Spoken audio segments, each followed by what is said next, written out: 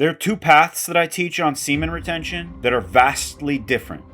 Taoist retention and Akhanda Brahmacharya. Both of them have merit, and both have their benefits and drawbacks when practicing retention in the modern age. But one thing is guaranteed for sure. If you pick one and follow it, you will for sure rise to the pinnacle of perfection.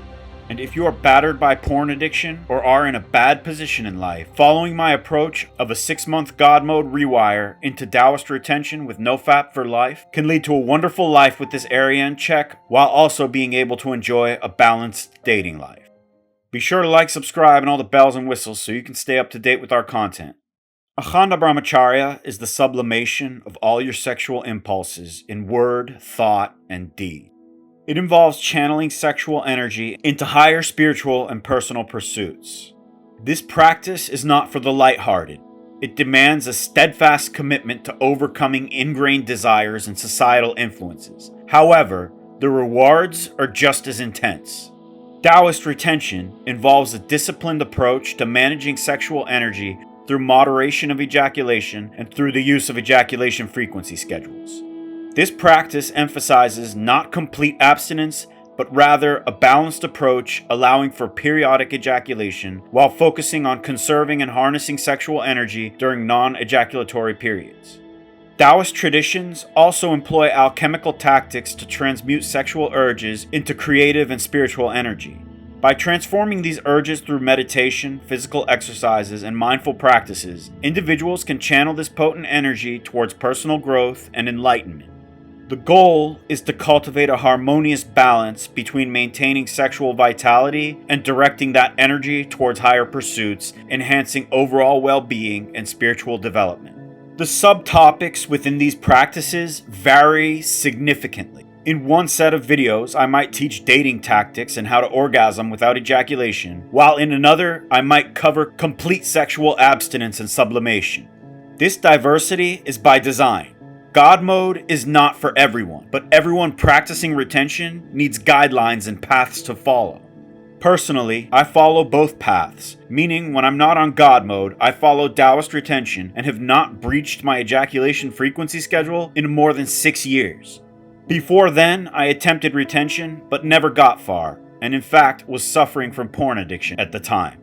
I attempted Nofap, but would consistently relapse. But after I discovered Brahmacharya and used Swami Shivananda's sexual sublimation tactics to sublimate all thoughts, I was actually able to last 90 plus days on my first God mode streak, and I saw the divine potential of sexual sublimation. We can infer from my experience that anyone with porn addiction, which is actually most of us on this journey, can benefit from following a similar path. Most credible Nofap experts will not argue that you need a complete rewire to be successful on this path. All I am doing is taking that rewire a step further by adding sublimation into the equation. Building the sublimation habit is crucial for gaining control over your mind, especially in the context of quitting porn addiction. I don't like to push things on people, but I always urge those who are new to Nofap to do a good 6 months of God mode rewiring for this very reason.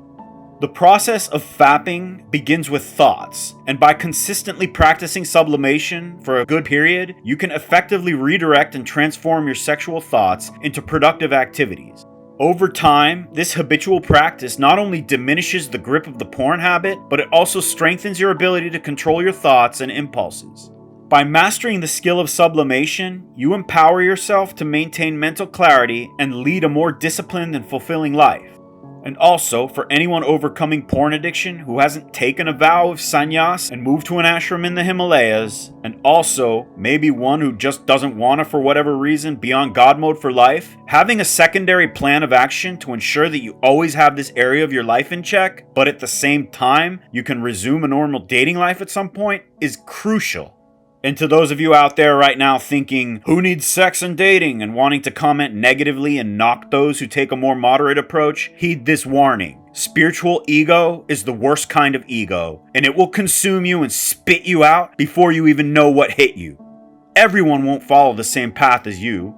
I know I likely won't be on God mode for life. Some will never ever do God mode. Some will go 12 years and we'll all be seeking their darshan in another decade or so. But to get there, you need to have compassion. And also, it is important to note that many Sufis and Taoists have realized without ever doing God mode. So doing Brahmacharya is important and it helps, but it isn't necessarily a deal breaker in the spiritual plane. The proof is in the pudding.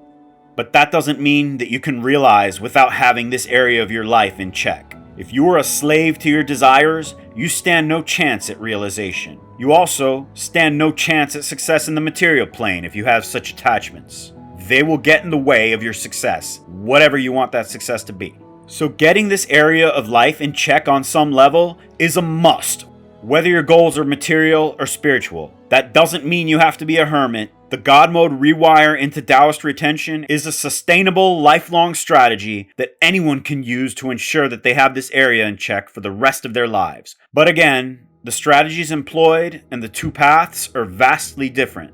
So as you would expect, my content on the two paths will be vastly different as well. That said, all of us should have compassion for others who follow a different path, as all of our paths are divinely ordained and interconnected anyways. Everything is divinely ordained. Porn itself, believe it or not, is divinely ordained. Everything happens by the will of God, and that means everything. And you figuring out that porn is bad for you and ending up watching this channel is also divinely ordained. It is your destiny to be free, so enjoy it.